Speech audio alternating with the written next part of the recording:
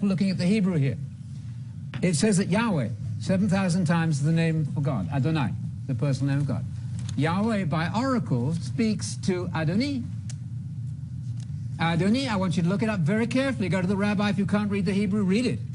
Because it's been misreported in some of your commentaries as being Adonai, even in the margin, may I say, of the New American Standard updated version. It's not Adonai.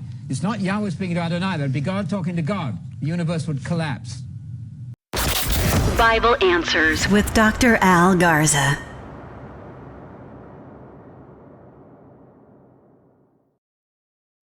Welcome back to another edition of Bible Answers Unfiltered. I am your host, Dr. Al Garza. So today we're going to be doing a PowerPoint presentation on Psalm 110:1a. The Messiah is YHVH according to Jesus. Now, this is a very important presentation because we're doing a deep dive into Psalm 110:1a and how Jesus uses this psalm against the Pharisees to explain who the Messiah is according to David. Now, this is something that we're going to be looking at in great detail from the language, basic exegesis, hermeneutics. We're going to look at the different translations, and we're going to see exactly how Psalm 110:1a should be understood according to David and Jesus himself when he uses it to challenge the Pharisees. All right, so we're going to look at Psalm 110:1a. The Lord said to my Lord. Now we're going to look at this from 4 different translations.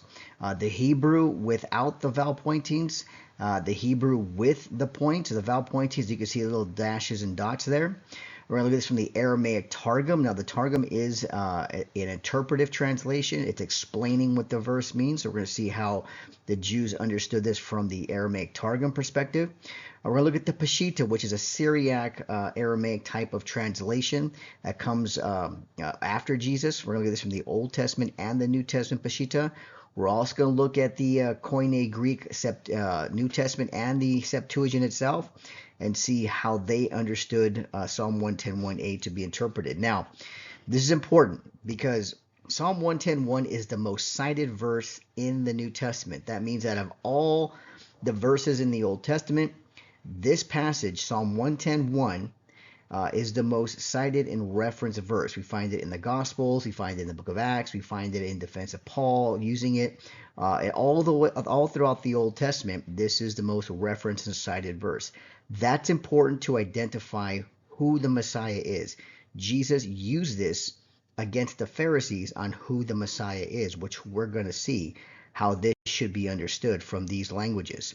So we need to look at this. This is important. We need to exegete this passage, proper hermeneutics, linguistics, look at the languages, and see how we should understand Psalm 110:1a. Now, this is what I call the human question, the question that Jesus asked the Pharisees at the temple. This needs to be looked at very carefully. The question Jesus asked in Matthew 22:42 says, "What do you think about the Messiah? Whose son is he?" And they said to him, referring to the Pharisees, "The son of David." Now that's important because Jesus is asking a question about the Messiah, not really about himself and saying, "Who do you say that I am?" or "Who do you think I am?" or "Who's my father?" He's asking, what do you think about the Messiah? Whose son is he? And of course they reply, the son of David. That's the answer. In Mark, we get a similar question. It's repeated as in Luke, so I'm going to just use Mark for now. And as Jesus taught in the temple, he said, "How can the scribes say that the Messiah is the son of David?" Now that's important because this is going to lead us into Psalm 110:1, specifically 1a. Because this is a human question here. They reply as the son of David. That is the humanity of the Messiah. So Jesus is posing that question about the Messiah. They answer the son of David. And then in Mark, he talks about how could the scribes say the Messiah, the son of David? How can he? Because he's going to reference Psalm 110:1. This is not about the question they answer regarding the divinity or the deity. They didn't answer as being the son of God or the son of man or all that. They said he was the son of David, the lineage that comes from David, King David. So that's who the Messiah is to the Pharisees. That's a human question with a human response. And we're going to see that this is going to go beyond a human answer, what Jesus is going to tell them, because that's what a Unitarian would say. That's what, as well as any non-Trinitarian, that he's just human, son of David, lineage comes down. Of course, he has all these attributes, but the bottom line is he's just a man, just human. We're going to see that gets rejected by Jesus himself, that the Messiah is not a man, he's more than a man, and he's going to apply it as who he truly is by identity. All right, so let's ask, if the Messiah were just a man, just a mere man, then why did he have to correct them? That's Jesus. Why did Jesus have to correct them? Their answer was correct. If the Messiah was just a man and the son of David, no correction was needed. So this is something we need to consider, because if Jesus was referring to the Messiah, who is he? Whose son is he? And they say, son of David. That's the correct answer. He's just the son of David, from the king lineage, just a man. So why did Jesus feel the need to correct them? They would be correct. They'd be right in saying that, because he is from the line of David. The Messiah, it does come from the line of David. That's what makes him King Messiah. So the other question we have to ask is, what was Jesus trying to tell them about the Messiah? This has got to go beyond just the human attribute of the Messiah, because he's trying to tell them something that's more than just being human. He's going to correct them beyond the human understanding of the Messiah being from the line of David, or else there would be no correction needed, because the next passage we're going to look at is going to push back on the idea that the Messiah is just a man and just human, and that is extremely important for this lesson. So what was Jesus' answer to the Pharisees on the question, what do you think about the Messiah? Whose son is he? When they answered, son of David, Jesus responds, how is it then that David in the Spirit calls him Lord? David himself calls him Lord, so in what sense is he his son?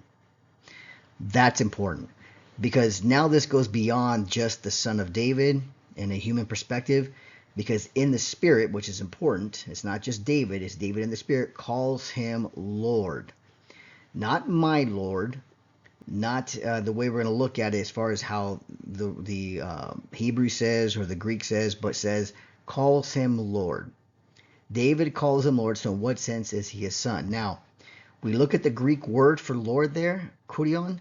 Now, kurion is in the accusative form here. We look at the Peshitta, Maria.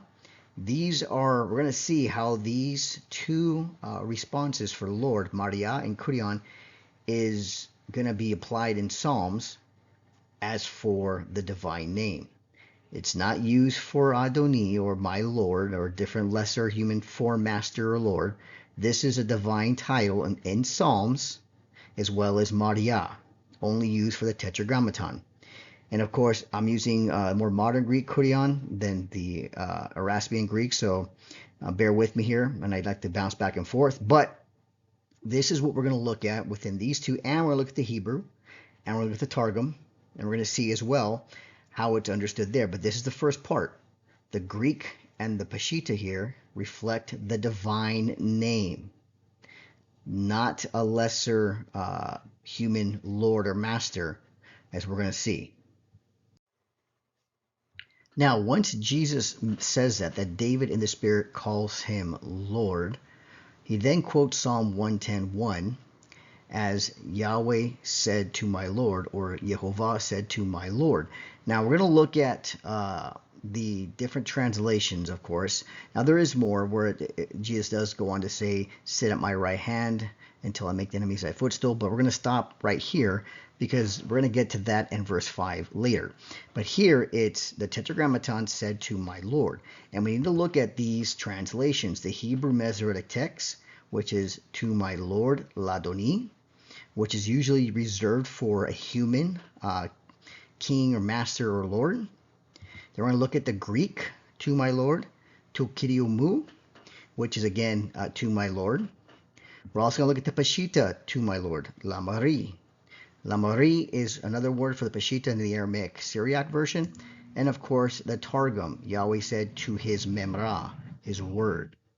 These are all important to interpreting and understanding what Psalm 110.1a is saying here. So it's a tetragrammaton, Yehovah or Yahweh said to my Lord, Ladoni, to Kiriomu, Lamari, or Memra. How do these words, phrases, help us understand the identity of the Messiah, as we mentioned earlier, because Jesus said David calls him Kurion in the accusative form, which is and Maria, which is only used for the divine name. But here we see a different version of to my Lord in the Hebrew, Greek, Peshitta, and Memra as far as the Targum. We're going to see, we're going to break each one of these down and show that's not what we think it really means from a non-Trinitarian Unitarian perspective. This is actually going to show a divine title that the Messiah pre-existed in Psalm 110.1, and David is speaking to him and about him. Let's continue. All right, so let me make this one point clear. I don't believe Jesus, when he said, when he quoted Psalms or when he's talking to the Pharisees, that he was speaking Greek. He was speaking Hebrew to them, to the Pharisees, and he's quoted in Hebrew translations of Greek and the Peshitta Aramaic as well. We're going to look at all those in the Aramaic Targum for interpretation or understanding. But I believe strongly from the book of Matthew and in translation, he was speaking Hebrew. So he would have been speaking Hebrew, not Greek. So that's also important as we're going to continue on. Now, the Greek kurion in the book of Psalms, okay, in the book of Psalms, when Jesus says that David in the Spirit calls him Lord, the Greek translators use kurion in the accusative. Now, this always equals Yahweh or the tetragrammaton Yehovah and not Kiriomu, my Lord or Adoni. So Jesus could have said in the Hebrew, calls him Ladoni or Adoni, but he didn't. He says from a different Hebrew, which we're going to see differently, but the Greek translators here used kurion, not kiriomu. The translators could have said kiriomu, reflecting my Lord or Adoni, but they didn't. They have Jesus saying in the Greek translation, kurion, which is always spoken of as Yehovah or Yahweh, the tetragrammaton, in the book of Psalms, in the accusative form. It is never used for anything else but the tetragrammaton, the title. You can do a word search on this. You can look at if you have accordance or anything else. Look at the Greek kurion in the book of Psalms. It's only used for the divine name, the tetragrammaton, Yehovah or Yahweh, however you want to say it, but never for Kiriomu or Adoni. Okay. Secondly, the Peshitta Maria in the book of Psalms, which we find in Matthew 22 and in Mark as well, like I mentioned, is always for the tetragrammaton, never for Mari, for my Lord as a human master, or for Adonai, my lords. So Maria is a direct reference to the tetragrammaton, YHVH, Yahweh, Yehovah, not or never for Mari or for Adonai in the book of Psalms. In the book of Psalms. So when we have the translators, the scribe, translating in the Syriac Aramaic form, he uses Maria. Jesus is saying David calls him Maria or Kurion, which is again a divine name, the divine name, the YHVH. Very clear. That's what Jesus says before quoting the rest of the Psalms, or before quoting Psalm directly, the 1a, and actually one as a whole. Now the Peshitta, a Syriac meaning, the Syriac Peshitta simply means simple, straightforward, or common version. It was written in classical Syriac and a type of Middle Aramaic around the second. Old Testament is 2nd to 3rd century, New Testament 4th to 5th century. And it's a Syriac, a type of dialect. Now, I just want to put that out there because some people might not know what the Peshitta is, but again, when we get to the translation of that, it's Maria. That's important. The Greek kurion, which is only a divine name of the tetragrammaton in the book of Psalms. Okay, we need to understand that. It is not anything else.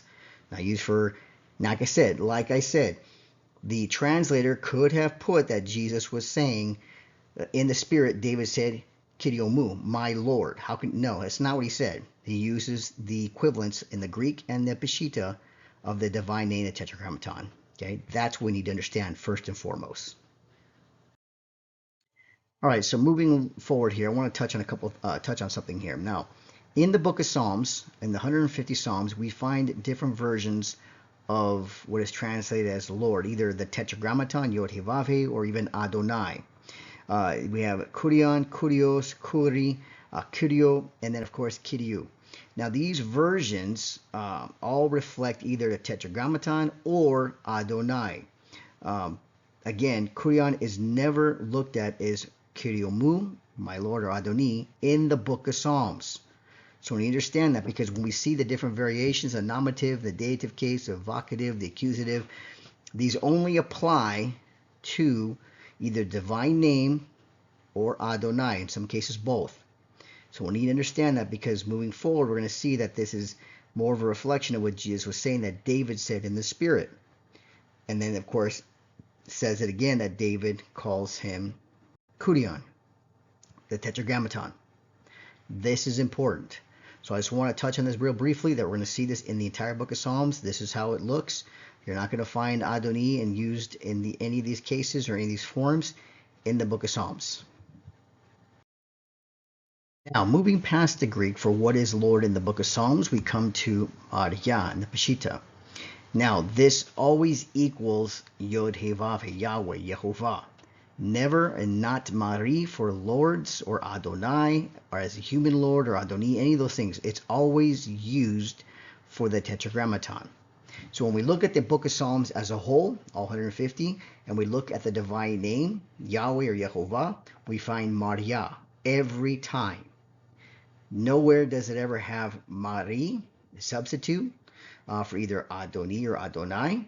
It always is Maria. So in the Peshitta New Testament, it has Jesus in translation using Maria, which means, going back to Hebrew, Jesus would have said David called him Yahweh or Yehovah. That's how it looks even in the Greek. We just saw in the Greek. Kurion is only used for the Tetragrammaton, which is what Jesus says that David called him, which would have been, not in the Greek, but in the Hebrew, Yahweh, Yehovah. So again, in the book of Psalms, putting the words back into the mouth of Jesus in Hebrew, it would have been the Tetragrammaton. So now Mari can be used for Adonai and Adoni in the Hebrew Old Testament. Examples like Genesis 24:18 for Adoni, where it's Mari, and Psalm 35:17, where it's Adonai for Mari.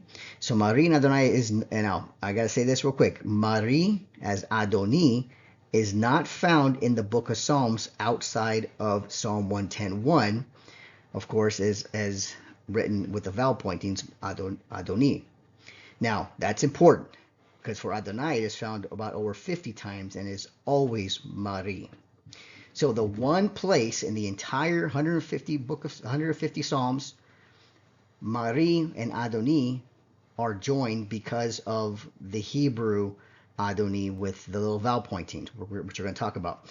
But for the whole rest of the 150 Psalms, for Adonai, it's found about 50 times or so, and it's always Mari.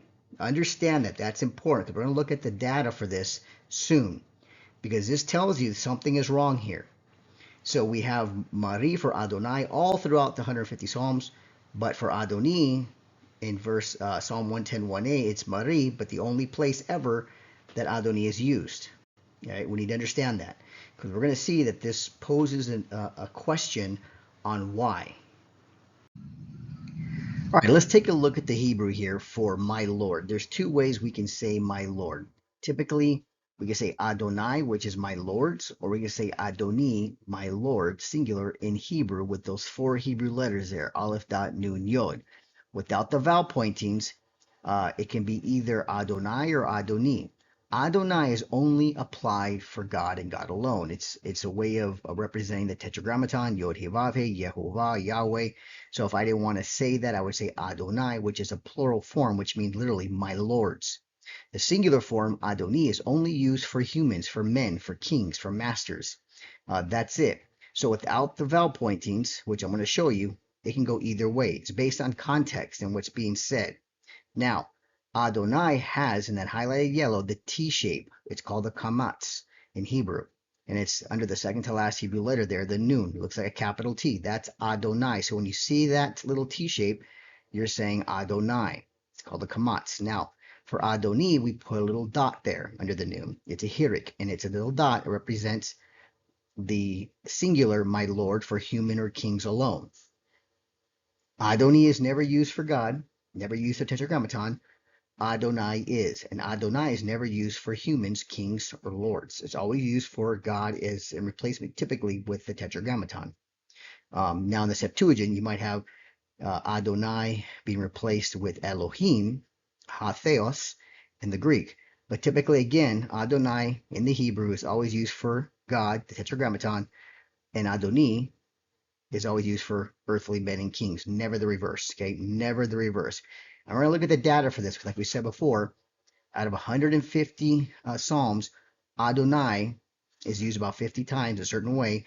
Adoni is only used one time under the Lord said to my Lord there with the dots. And that comes 900 to 1,000 years after Jesus. So something's wrong. We're going to look at the data and see if this really adds up. All right, so now let's look at the rest of the data for the correct translation and interpretation of Psalm 110:1a. The Lord said to my Lord. This is important because we need to start putting all this together, and we need to see what we're heading towards with our conclusion. Now, adoni outside of Psalm 110:1 is never used or found in the rest of the 150 Psalms. That's important, because the only place you find adoni in the entire book of Psalms, all 150, is in Psalm 110:1a, where the scribe put those little points 900 to 1,000 years after Jesus to project adoni there. Now, that's interesting because, again, you find nowhere else where David uses la adoni. La adoni has no other place found in the book of Psalms. La adoni is not there. So we have a problem because we're expected to believe that this is the only place after Jesus uses kurion. Kurion, it was never tu kiriomu, or Jesus saying David said to his Lord. None of that stuff is available in the book of Psalms for adoni. It is not there. Number two, Adonai is found just over 50 times, including the Greek translation tu kiriomu, to my Lord, and the Hebrew ladonai. Ladonai, to my Lord. Now, we do find places out of those 50 times where both of those are used. Ladonai and Adonai used for tu kiriomu. That is found outside of Psalm 110:1a, which I would say reflects David using the Hebrew ladonai as part of Psalm 110:1a, since he uses it elsewhere in the book of Psalms. So it's not like adoni where we can't find it. We can. There is a few places, it's not very many, but we do find it. Therefore, it does reflect a more stronger possibility that David continued to use that even for Psalm 110:1a. Number three, to Yehovah or Yahweh with the prefix lamed, so it's la Yehovah, is found over 100 times in the book of Psalms. Now, this reflects a possible original wording based on the testimony of the Syriac Church Father, issued out of Merv from the 9th century. Now, he argues that originally this was Yehovah said to Yehovah. Now, we do find La Yehovah, which is translated to Yehovah or to Yahweh in the book of Psalms over 100 times, which is, again, shows that David consistently utilizes to Yehovah or to Yahweh all throughout the book of Psalms over 100 times. And that's what this early church father says, is that originally Psalm 110:1a reflects Yahweh said to Yahweh, or Yehovah said to Yehovah. And we do find to Yehovah found in the book of Psalms. So again, this is another possible reading. We're going to look at some more, but this is where we got so far. We have Adoni doesn't exist in the book of Psalms outside of Psalm 110:1a. Adonai, as to my Lord, is found in the Greek and in the Hebrew and other places. And of course, to Yehovah is found, or to Yahweh is found all throughout the book of Psalms over 100 times, which reflects what the early church father, Syriac church father, said was the original reading.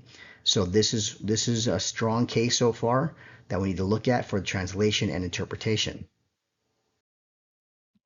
All right, so another strong piece of data that gives us the correct translation and interpretation is found in the earliest Greek manuscripts of Psalm 110 verse 1 and of Matthew 22, verse 44, and the use of the Nomina Sacra, or the sacred name.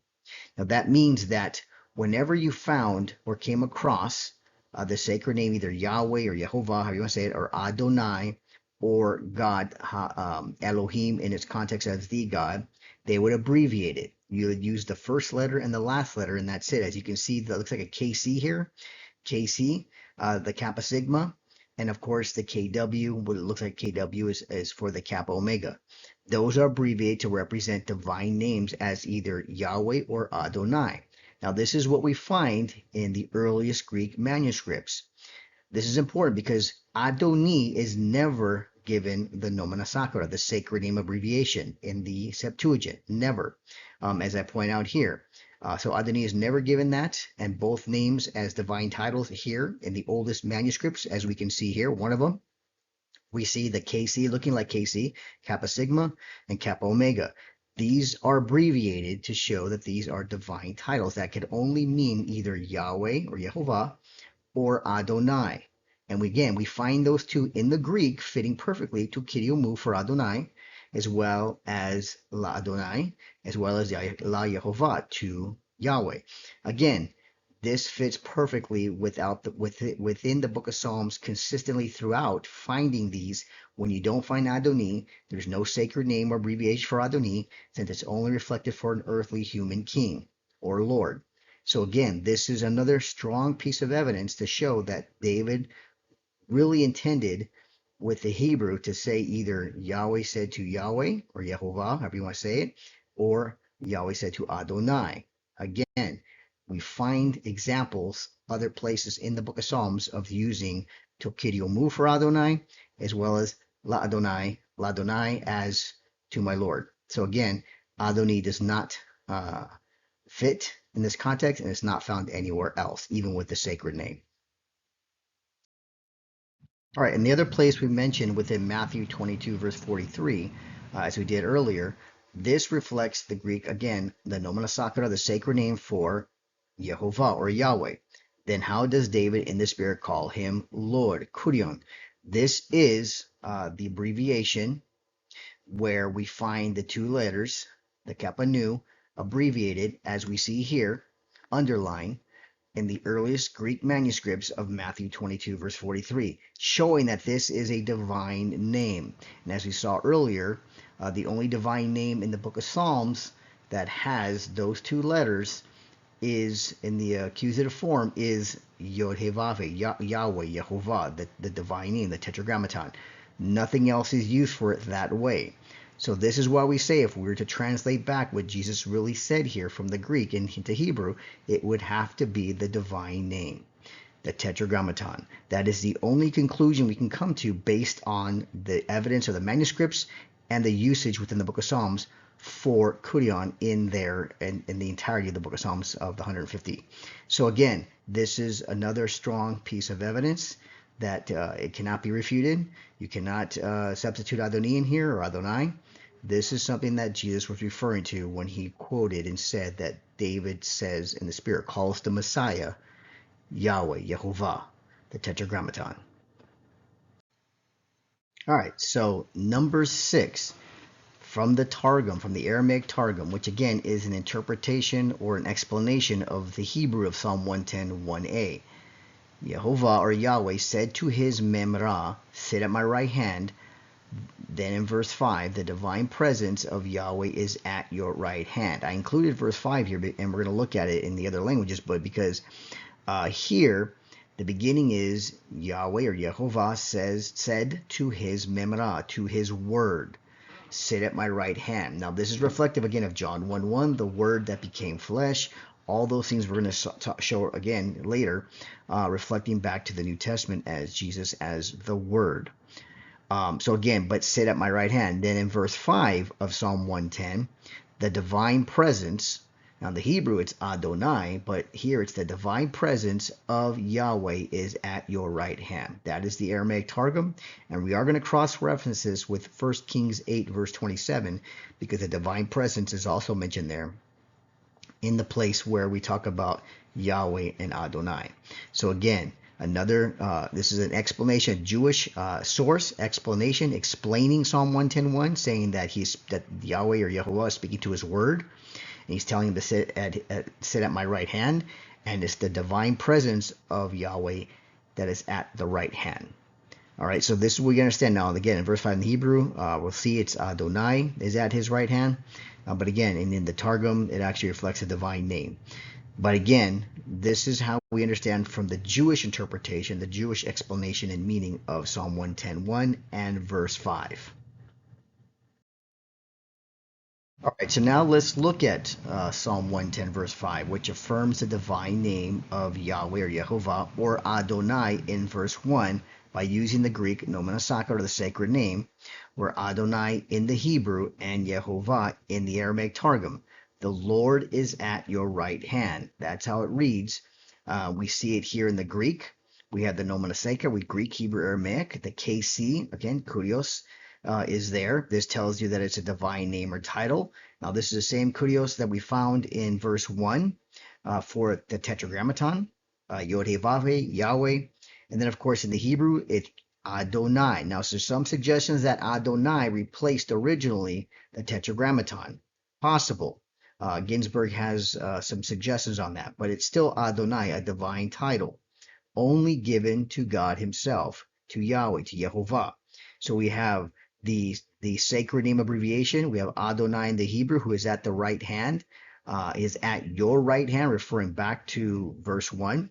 And again, in the Aramaic, it's the divine presence, which is the Hebrew from the Shekinah, the divine presence of Yahweh is at your right hand. So this divine presence of Yehovah or Yahweh, the Tetragrammaton, is at your right hand, reflected back to verse 1a.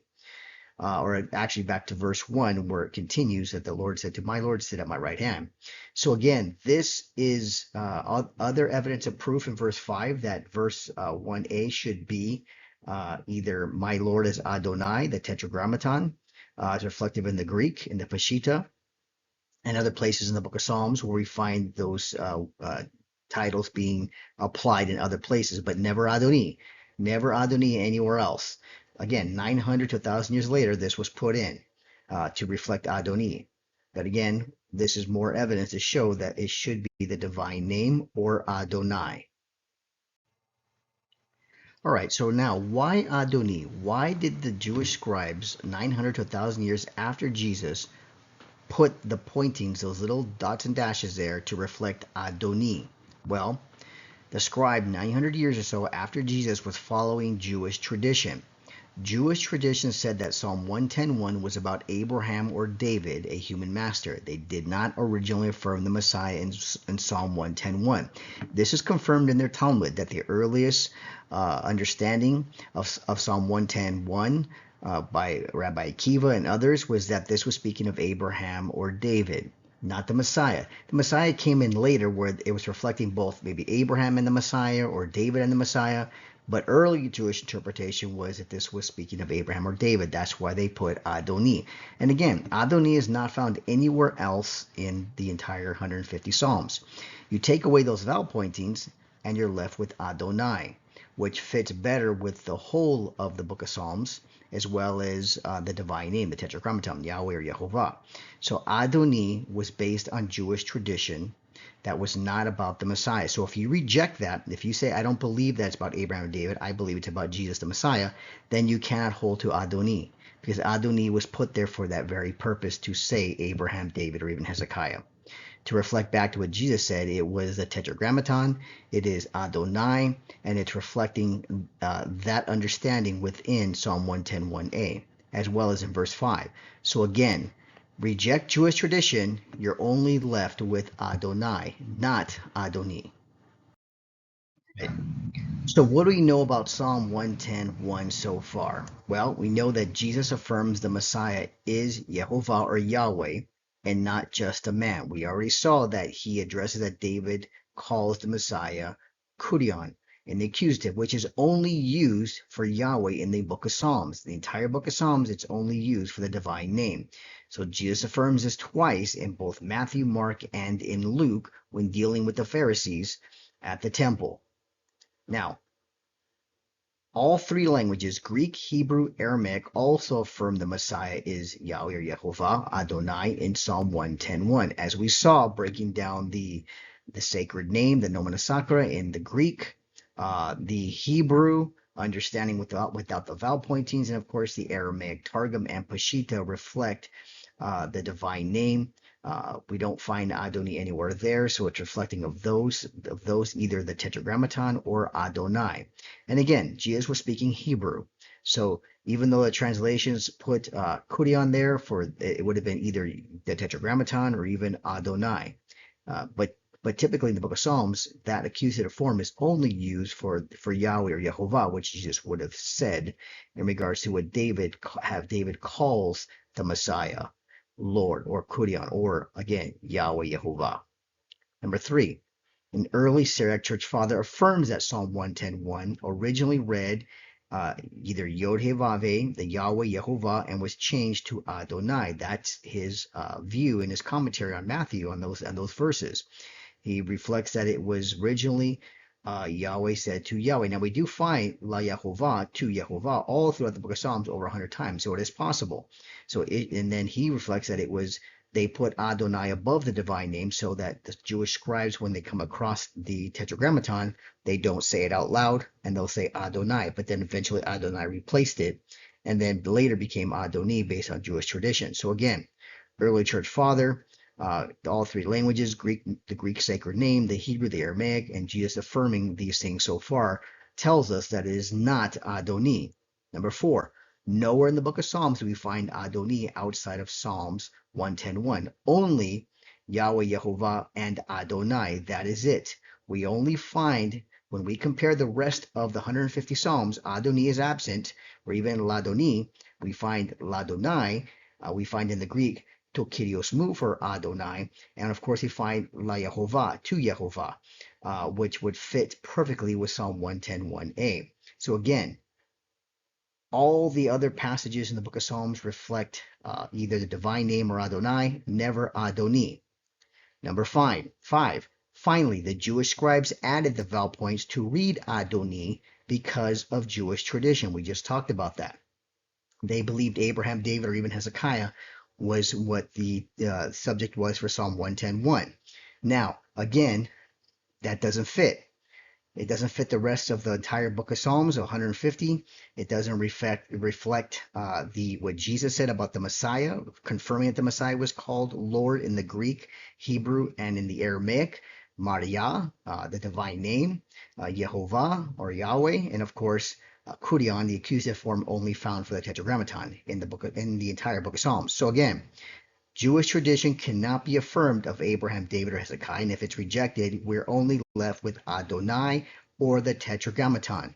This is all we have. So far, these 5 conclusions give us to what we need to understand Psalm 110:1a correctly.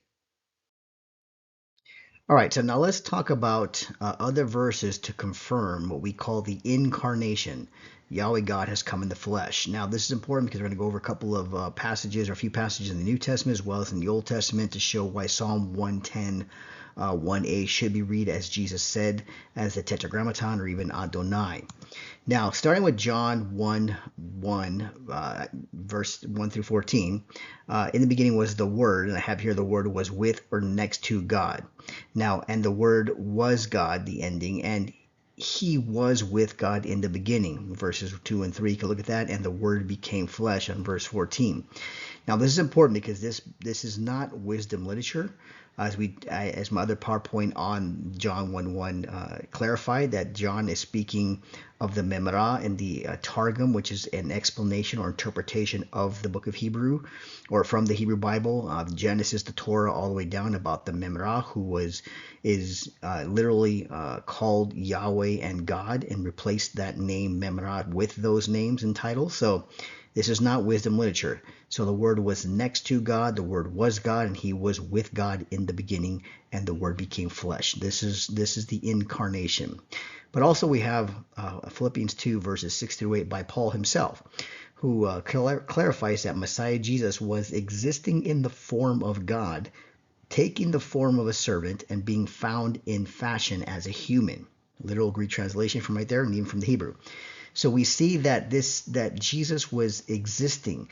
Now the present active participle there in the Greek, as well as was, referring to past tense, affirms that this is pre-existent. Now, a lot of scholars have written books on this, talking that this is understood as Jesus as pre-existing in the form of God, and then taking the form of a servant. The form of God is God, just like the form of a servant is a servant, and found in fashion as human. There's no way around this. It's not ambiguous. This is directly telling you that Jesus, the Messiah, as the Word, was existing in the form of God, and he took the form of a servant. So this is clear as cut as day that Paul refers to as a pre-existence, and of course the incarnation. So this is another one. John 6:38, Jesus speaking here, speaking against the religious leaders, saying, I, Jesus, have come down from heaven to do the will of my Father.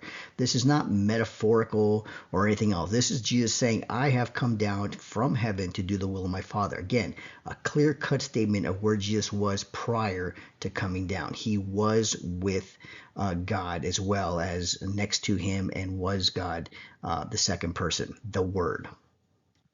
Another one is from a Hebrew manuscript, 1 Corinthians 15:47, which is great because we have now Hebrew New Testament manuscripts of Paul's letters, the Gospels, the epistles, everything. This one reads, the second man, referring to Jesus, is God from heaven. Now some translations make the Lord from heaven. Some manuscripts don't have Lord or God, just the man from heaven. The second man, referring to Jesus, is from heaven, but still from heaven. He, just like Jesus says, I have come down from heaven. He is from heaven, the second man.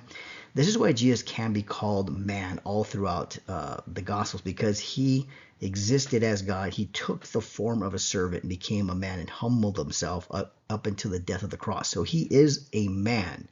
So when you see a gospel saying Jesus the man, of course he was. Paul tells you he took the form of a servant and became a man. Therefore he's a man, but he was in the form of God. And so he came down from heaven. He's God from heaven. This is as clear cut as you're going to get regarding these passages. All right, now looking at some Old Testament verses to confirm the incarnation, let's start with 1 Kings 8:27. So if you look at 1 Kings 8:27, but will God indeed dwell on the earth? Now this is a rhetorical question. It's basically saying yes. Behold, the heaven and the heaven of heavens cannot contain you. How much less this house that I have built? Now, this is interesting because we're going to look at the Targum, which again is an explanation and interpretation from the Aramaic about this verse in Hebrew, and it reads, for who has supposed and who has imagined that in truth Yahweh or Jehovah has desired to cause his divine presence to dwell among the children? Now that's important. The rest is to read as well. To contain your glory, how much less in this house which I have built, the glory, but his divine presence. This is the important part. This is what the Targum is interpreting or explaining. That is, in truth, Jehovah, Yahweh, has desired to cause his divine presence to dwell among the children. Again, the Word became flesh. The Word was with God. Jesus, I have come down from heaven. As Paul says that he existed in the form of God. He became in the form of a servant and a human form. His divine presence is to dwell among the children. And we see this again in John's gospel. He became flesh. He tabernacled among his people. So again, this is an Old Testament verse regarding the divine presence, which will appear and dwell and walk among the people. All right, and the next Old Testament passage that's very popular is Isaiah 9:6, which is confirmed in even early Jewish sources as being the 7 names of the Messiah. For to us a child is born, to us a son is given, and the government shall be upon his shoulder, and his name shall be called Wonderful, Counselor, Mighty God, the title only given to Yahweh himself, Father of Eternity. Again, there's the Father, the original, the Hebrew Avi, or Aviad, which is literally the originator, the creator of eternity. Remember, the word Father in English is very abstract. The concrete understanding from Hebrew is Avi or Av, which literally means the creator, the originator of life, the one who brings life. So this is referring to the Messiah as being the creator or the originator of eternity, and also the Prince of Peace. So the Messiah is given the title Avi, or Father, but not in the sense that's found in the New Testament, but as creator or originator of eternity. So the wonderful counselor, mighty God, Father of eternity, or the originator of eternity, Prince of Peace. Now, the Aramaic Targum explains this verse as being about the Messiah. Again, for unto us a child is born, to us a son is given. He shall accept the Torah upon himself to keep it. And his name is called from before the world, the wonderful counselor, mighty God, who lives forever, the Messiah. So again, there's the Messiah, in whose days peace shall increase upon us. So again, the Targum actually puts Messiah in the passage to let you know this is the Messiah. And in Jewish literature and the Talmud, that this, in their reference of this passage, is speaking of the Messiah as the 7 names of Messiah. So again, this affirms that the Messiah is the mighty God, the Father, or the creator originator of eternity, which again goes into the title Father, and the Prince of Peace. And again, the Targum affirms this is the Messiah who lives forever. This is clear cut. I mean, non-Trinitarians, Unitarians really don't have any way of escaping these, but trying to literally reinterpret, dismissing the Jewish sources, the Targum. There's no way around this. I mean, this is speaking of the Messiah as being the creator, originator of eternity, as Father and mighty God. Not the person, the Father, because again, we talked about the Messiah existing as the Word, but he was with God. And again, the word Father, you got to understand, in the first 5 books of Moses, Father's only mentioned once, and that's by Moses in Deuteronomy. God is not called the Father in Genesis, Exodus, Leviticus, or Numbers. And in the prayer that Moses gives, he's mentioned as the creator or the originator, Avi, or of in the Hebrew. But it's not a title that's used. In fact, out of the complete Torah, the complete Old Testament, the Tanakh, Father is reference to God personally and as a father of the nations is only mentioned a total of 15 times roughly all throughout, and it's only sporadically one here, one in this book, and it's left absent in many of the books because this divine name, Yahweh or Yehovah, Elohim, Adonai, is what he's called throughout the whole Tanakh from Genesis all the way down. So Father is not a common name or title for God in the Hebrew Scriptures. It's a very less than 1% that it's referenced for God as personally as well as a nation combined 15 times. So they always like to point to the Father. That's not how God is described in the Hebrew Scriptures. So again, even the Messiah is called the originator or the creator of eternity, and that needs to be understood correctly. All right, so this is the end of the PowerPoint presentation on Psalm 110:1a. The Messiah is Yahweh or Yehovah according to Jesus. Now, I'm going to make this announcement here before I end. I will be starting next year around June or July, another PhD. It's a doctoral dissertation for a PhD through Trinity Bible College and Graduate School. My topic for my dissertation, which is a 4-year dissertation research program, will be on Psalm 110:1a. Now, I chose that because at Colorado Christian University, I wrote my master's capstone thesis on Psalm 110:1a, kind of an introduction to this topic and why the evidence points to the Lord said to either Adonai or the Tetragrammaton.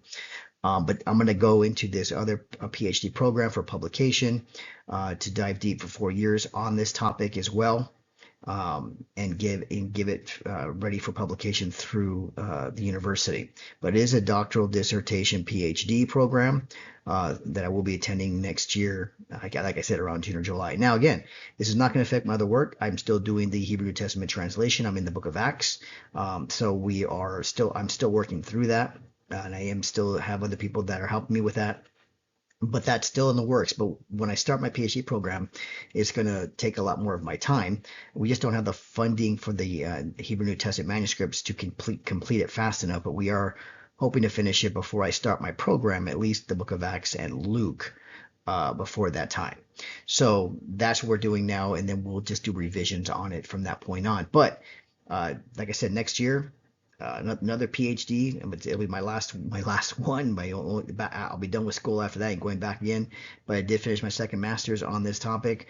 and I'm working on another PhD on this topic. Again, a doctoral dissertation PhD on Psalm 110, 1a. So I'll be doing that again at Trinity Bible College and Graduate School. So listen, thank you for tuning in. Please like, subscribe, and share. Leave a comment. Leave a comment if you have a real question or you have a disagreement, but make sure that you've actually watched and you can argue against this, because people just like to leave comments. They're very negative in the sense that they're not even presenting an argument against anything. I don't care if you just throw out 20 verses. It doesn't dismiss what I just showed here. So again, be direct and clear on your question. If you like this video, please leave a comment. Let me know you liked it. It was great and informative. But other than that, I want to say thank you for tuning in to Bible Answers Unfiltered, and I am your host, Dr. Al Garza.